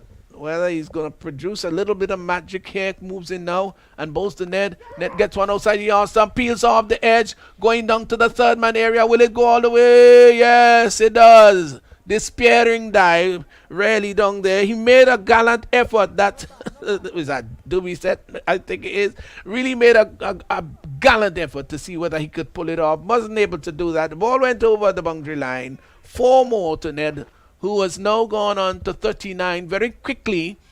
And his 39 has come off only 17 deliveries. He's hit 8 fours in the process. 8 fours are 32. That's a high percentage of boundaries. As it's going to be once more, Alvin Ramnath moves in, bowls, and looking to hit that over long on, misses everything. And the keeper in Dennis Smith collects behind the stumps a dot ball, 59 for 1. So the required run rate still up there in the 13.33, 60 from 27 needed, as Ramnath is in, bowls to Ned, and Ned is pulling that over the mid-wicket area. That's a fine shot. That's a huge hit. That's gone for 6. Well, he made up his mind that this one was going to go, and Willow and Leather met each other. They kissed, and it went over the boundary line. That was a fine shot. It was a rank-long hop, and it got the treatment it deserved. 6 runs there to Darren Ned, who's gone to 45, is 65 for 1. Big hit. Oh, that was a biggie. Definitely a big hit. Lovely. Lovely. I love this. I love this, Darren. Keep going. Keep going. You certainly will bring the excitement here in the commentary booth and that other way. Just keep going. Here's Ramnath in, bowls to Ned. He's driving at that one outside the off stump. Doesn't make contact. So 12 runs coming off. 24 over the last over and 5 balls. So that's pretty good going, not bad. They require 54 of 25. Here's Ramnath. Moves in now from the far end to bowl to Ned. He's there and bowls, and Ned is hitting that down to long on. A bit of bottom hand into that one. They cross for a single.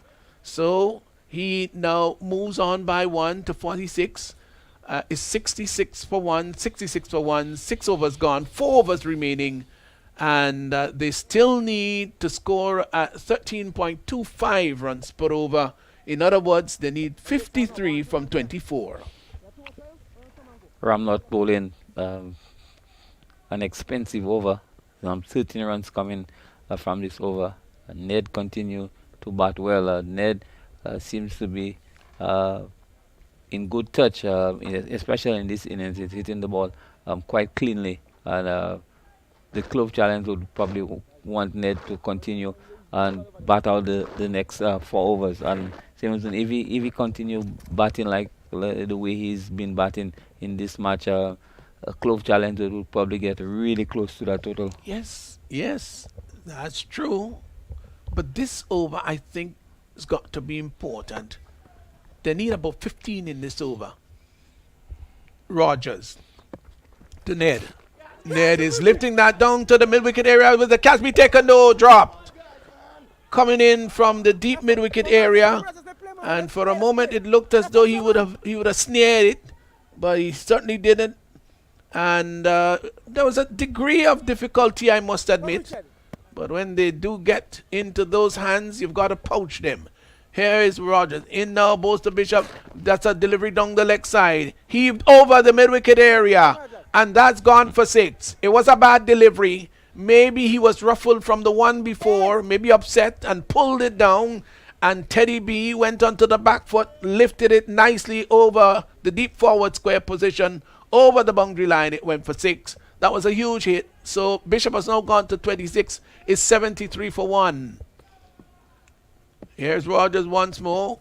Expensive in now. And Bolster Bishop. Bishop is coming forward. And he hits the ball down to long on. Will get a single. Hodge comes off the boundary rather quickly. Fields cleanly. Sends the ball back to the bowler. They cross for 1. So he's gone to 27 now. Bishop. As Ned would face up to Rogers. Here's Rogers to Ned, who makes room outside the leg stump. Gets back. And looking to slap that through the offside. Doesn't make contact. And Dennis Smith collects behind the stumps. 74 for 1. They need 45 of 20.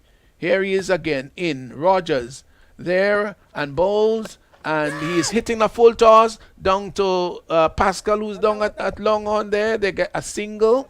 Well, maybe he would want to say it's a good thing that he didn't time it all that well. Because if he had timed it much better, he would have gone straight down the throat there of Pascal. Rogers is in now and bowls to Bishop. Bishop is bowled! Bowled! Playing across the line. Looking to heave-ho that one over the mid-wicket area. Played across the line of it. He was comprehensively beaten and bowled. And they're all jubilant. They're going to converge there on Rogers and say, well done, well done. They tap him on his back and congratulate him for the prize wicket of Teddy Bishop, who's been just comprehensively bowled there by Rogers. He's gone for 27, and the challengers, they've lost another wicket. It's 75 for 2, and there is no question as who's going to come out there to replace him. The captain himself, Ronald Etienne.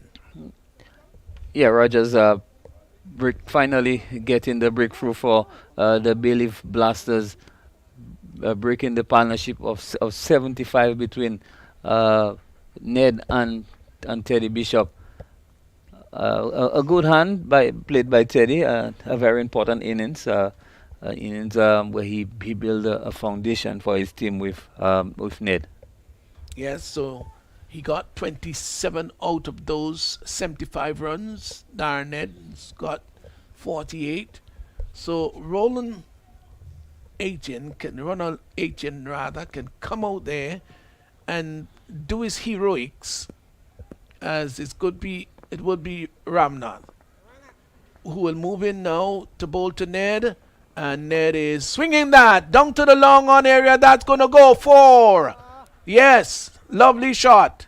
He launched into a big hit, and that went very flat. Just one bounce over the boundary line. 4 runs there to Ned, who has taken him on. He's come to his 50. What a wonderful innings. 52, 25 balls, just 29 minutes at the crease, 9 fours and a 6. Lovely shot. Clove Challengers, 79 for 2. Ooh, this is turning out to be very nice. The run rate is 14, the required run rate. They've got to keep hitting boundaries. It's important. They need at least 3 boundaries in this over if they're going to come into contention. Here he is now, balls outside the off stump, wide signal by the umpire. They're going to take it however they get it. That's the Clove Challengers. That was much too wide, as Ramnath once more moves in to bowl to Ned. And Ned is hitting that straight back past the bowler. Now they've hustled for 1. Are they going to come back for the second? No, they won't. Good fielding down there by Pascal, down on the long on boundary. Restricted the batsman from going for the second run. Just a one by Ned, who's gone to 53. Ronald Etienne, who's yet to score. Will he just kind of try to get his eyes in, or is he going to try to go big immediately? Let's see. If I were him, I'll just try to see if I can nudge it around and say to Ned, look, you need to take over from here. He moves in now and bowls to Etienne. Etienne makes a big stride across the wicket early. Ramnath saw that and said, no, I don't like what I see. I'm going to go back. Aborted his action. Well done. Ramnath is in again and bowls, and he is swinging. That going to go. He's going to be caught. Get caught.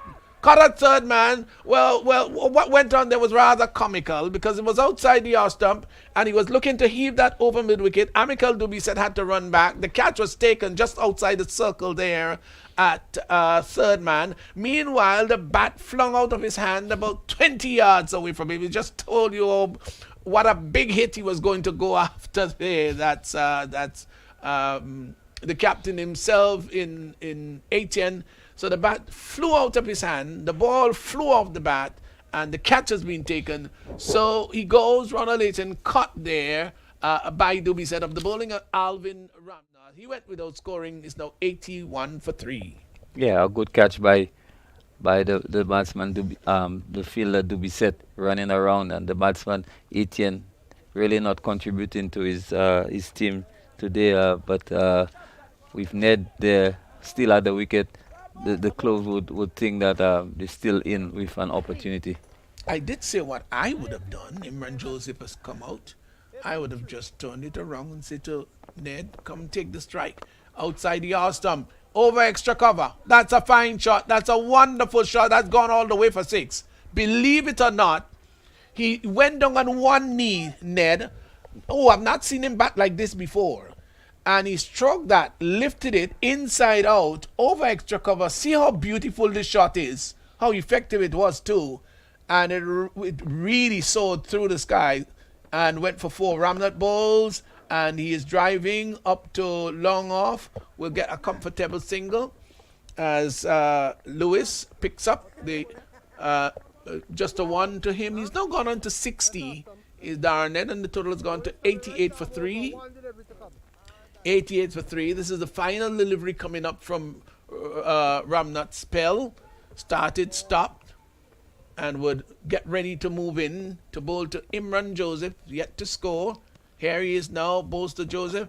Joseph is getting a delivery on the leg stump that he turns, throw forward square. They've gone for 1. Will come back for the second. They won't come back for the third. I doubt that very much because I think Ned will want to take the strike. That was the last delivery of the over.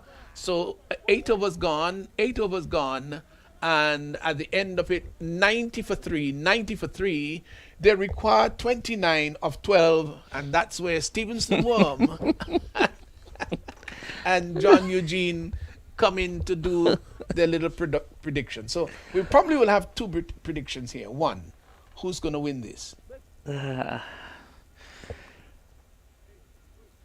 I think Stevenson. I think I'm going with Bayleaf Blasters. Okay. Well, this is one time I'm going to agree with you. I think Bayleaf Blasters are going to win. And they are going. How far would Clove challengers get? I'm saying they're going to get to 108.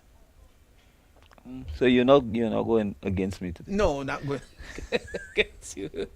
Bayleaf Blasters going to win this, I think. I'm saying 108 is going to be their final total. Well, what are you going at?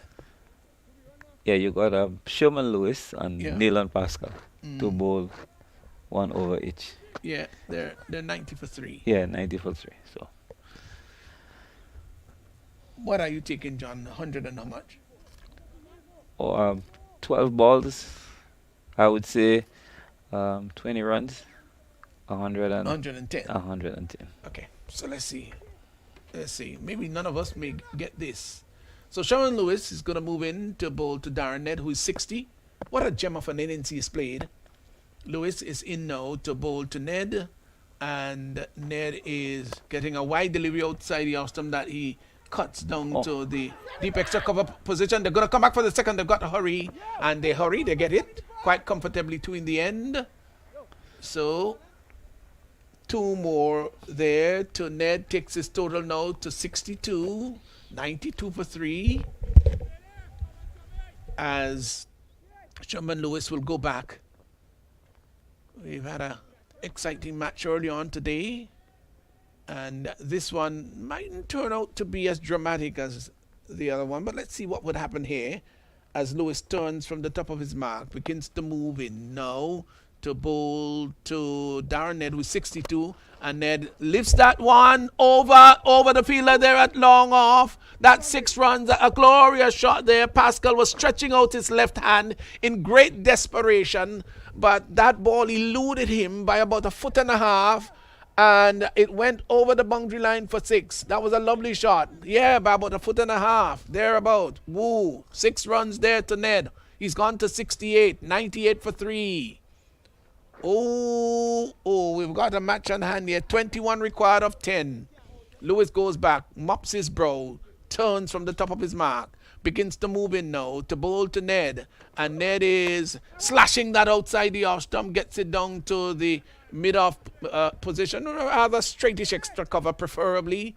And the ball traveled much too quickly to the fielder for a single. I think he was a little bit upset with himself. I think if that had gone maybe 3 feet to his left or to his right, might have yielded another boundary. So I think he was just annoyed with himself, Ned, that he hit it straight to the fielder. Here's Lewis in once more to bowl to Ned, and Ned is advancing down the track and clips that through forward square leg. That's going to go very close to the boundary. It goes over the boundary line. He gave him the charge. 4 runs. Well, this is stupendous batting here. He came down the track. I think that Lewis saw him coming down the track and tried to spear it into his pad. Well, he was able to lift that back leg and just squeeze it nicely in front of square. That was a lot of it was a lot of innovation there on the part of Ned. He's gone to 72. That's the highest innings of the tournament so far. 72. I'm not sure. Yeah. We would have to Yeah. Could well be though. What a wonderful innings. Here once more is Lewis sneaking past the umpire. No, the umpire says that you need to go back. Somebody wasn't ready. I don't know what. I think the bails may have fallen off. So Sherman, don't get angry about that. Nobody to be blamed about that at all. You've got to go and try again. 72 to Ned. Imran Joseph is 2. The partnership is 21, and out of that, of course, you know that was, of course, spearheaded there by Darren Ned. 102 for 3. Lewis goes back. It means that 17 needed from 8 balls. Here is Lewis now in and bowls to Ned. Ned is having a big swish of that outside the off stump. That's a dot ball, almost anticlimactic. The keeper collects behind the stumps. Oh, for the Bayleaf Blasters, that just might have been a bit of a relief of tension. We've not seen many dot balls in the innings. So, this is a final delivery coming up in this over. Ned would want a boundary here. Trust me, he wants a boundary. Wouldn't want to have 17 or of 16 from the final over. Lewis is in now and bowls, and to this delivery, Ned is having a big switch at that one, doesn't make contact, and 2 dot deliveries. I'm sure that Lewis would be very happy about that, and the Nutmeg Warriors would be very happy about that. 102 for 3, 102 for 3. This is the final over coming up, and 17 is needed. Yeah, well, yes, I believe that Bayleaf Blasters are going to win this. I really believe that. So we both are saying the same thing this time. Not very often we predicted the same thing. Yeah, and we might just be right about this one. So 102 for 3. And this is, as we said, the final over. It's going to be coming up. Ned is 72. And Joseph is 2. They require 17 from 6. 17 from 6. That's the equation. So everybody's going to be meticulous about the field plays. And the veteran in Neelan Pascal is going to be bowling this one. And that is where I think Clove challengers might be saying they wish that it were another bowler instead of Neelan Pascal, because he is wily, he's astute, he's experienced, and he is very versatile. So with those 4 characteristics of Neil Pascal, I think the advantage is leaning towards the bowling side. Here is Pascal in bowls, and he's off the back foot and cuts that down into the grasp of the keeper down there. Sorry, the fielder down there at a deep cover. And so he's gone, cut down on the deep cover boundary, and that's the end. That's the end of Imran Joseph. He's gone for two, and Clove challengers now they're even more in a spot of bother. They're 102 for 4. Well, the idea was right. Yeah, you need 17 of 6 deliveries. So, and this is a wide delivery. The batsman Joseph just really throwing everything at that delivery. Luckily for the field inside, it went straight to the fielder. That's right. Anything, to his left or to his right, it might just have gone for 4. Yeah. But Pascal coming in and taking in an important wicket. Well, Imran, you shouldn't feel bad about that at all. I think you did what you were expected to do, and that was to go after it. Cyprian Forsyth now comes in. I'm sure that, well, with those 5 balls remaining, the run rate is just about 20. Here is Pascal in balls, and he hits that slaps back past the bowler. That's gone for 4. It was short, and he rocked onto the back foot, and he slapped it back past the bowler. Ooh, that was hit hard and flat.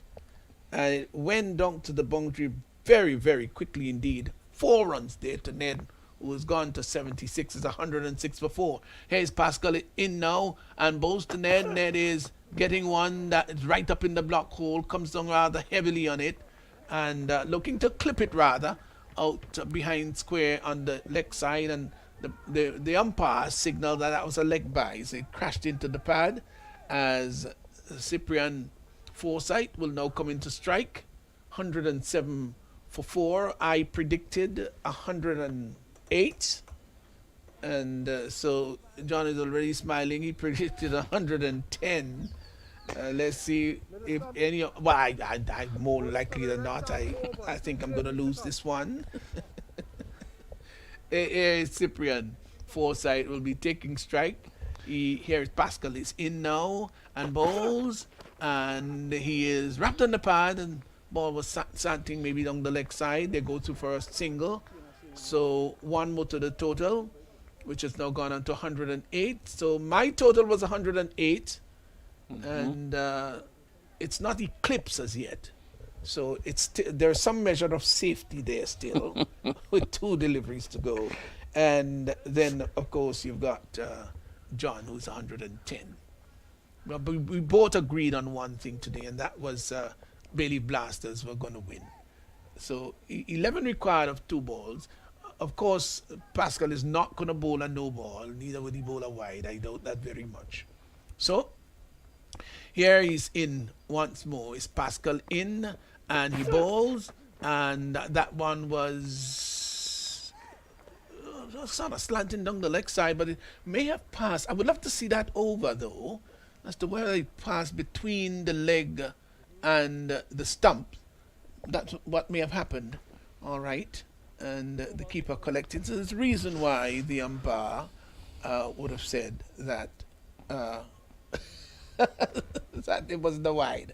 So 11 required of 1. I said 108 for 4. Shall we have a dot ball, please, Pascal? Let it be a dot ball, and 2. That is hit down to the. They should run 2. Where did it go? Down to the backward point. That completes the over. That completes the match here. So the total had gone to 109 for 4, and it went just in the middle of my prediction and that of John Eugene's prediction. He predicted 110. I predicted 108.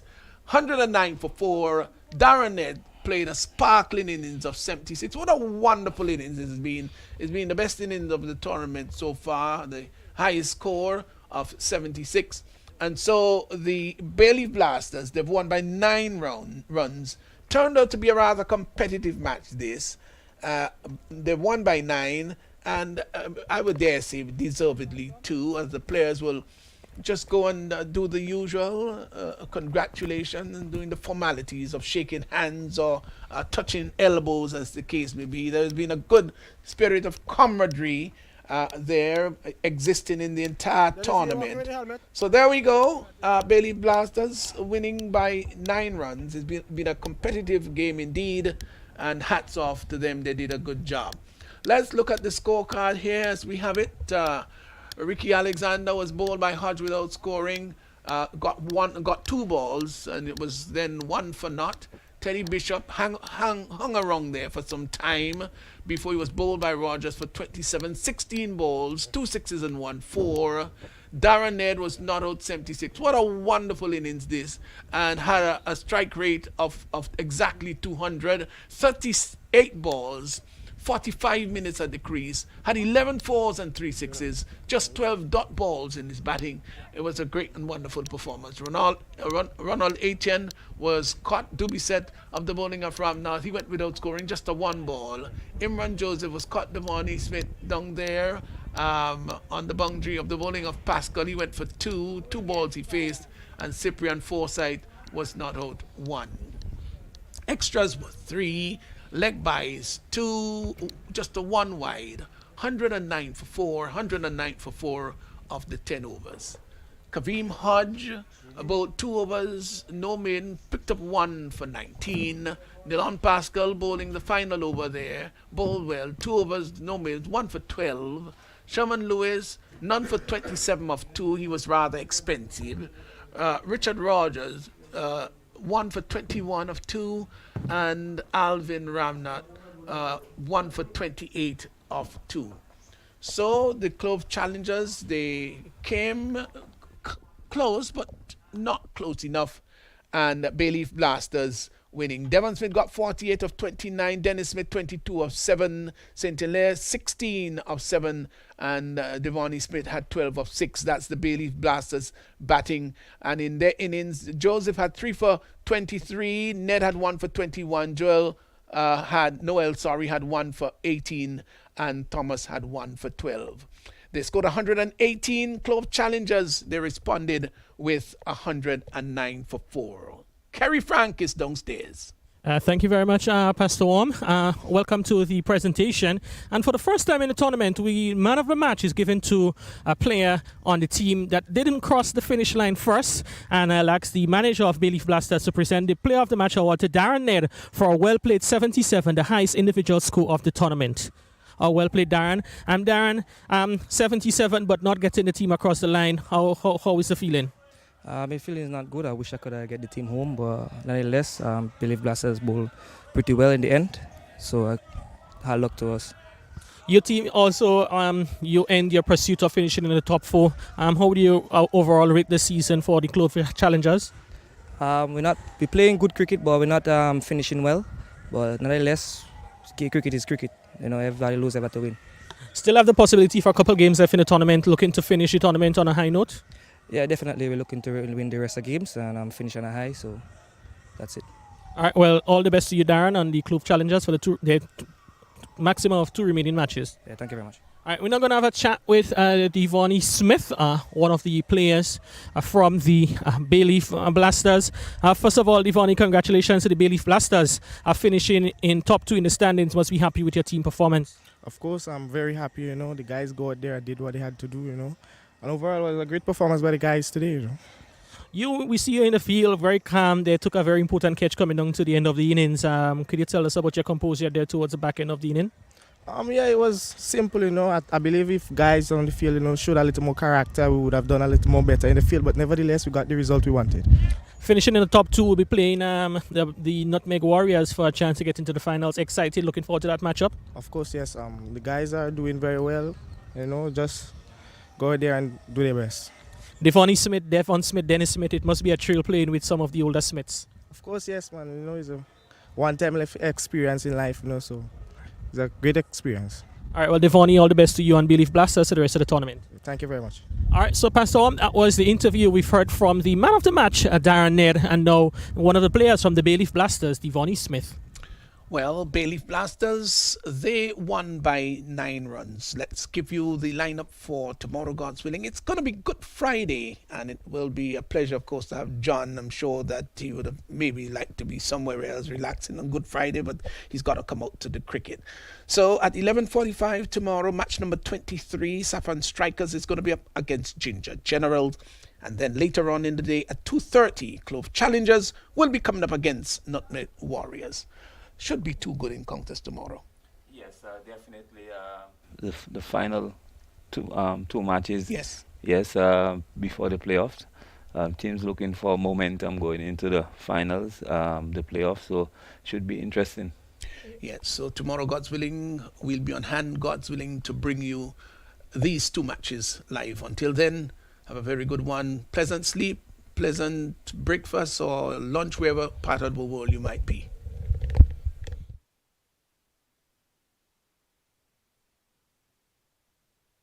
The final weekend in the Dream 11 Spicer T10 2.0 cricket tournament fast approaches. And Grenada, it's time to fill the stands. This Saturday 16th and Sunday 17th April, it's the T10 playoffs. The top 4 teams will look to book their place in the grand final on Monday 18th April. Game times 11:45 a.m. and 2:30 p.m. Saturday and Sunday matches $5 EC. The grand final Monday the 18th $10. Bring the drums, count shell, coolers. It's the biggest stadium line and catch all the action on this station. The Dream 11 Spicer T10 2.0 cricket tournament. Love the game. Imagine having the home of your dreams. Imagine investing in that piece of property you can call your own. Imagine finally doing that home improvement project you've always been thinking about. It's time to stop imagining and start doing. Let the GUT Credit Union help you take the first step with fantastic rates, affordable repayments, and reduced legal fees. Make the move. Get better terms on your mortgage. Use your home equity to make those dreams a reality. Act now. There's really no place like home. GUT Credit Union. It's where you belong.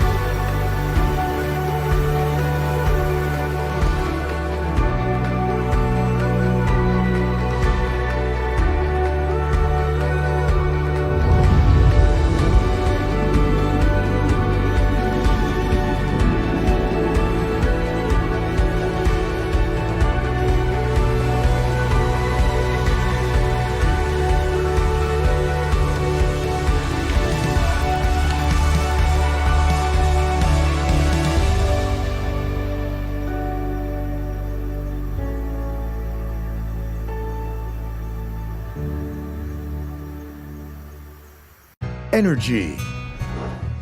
The world runs on it every day. Good morning. Welcome to Soul. Hi. Hi. And when we put the best of the Caribbean together with the energy we harness, everything runs so much smoother.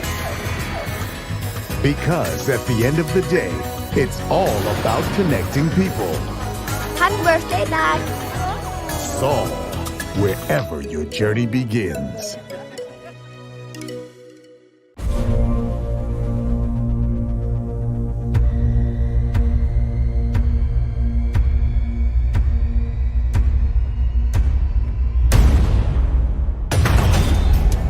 The biggest and safest summer festival in the region, August 8th and 9th. Let's go to Grenada for Spice Mass.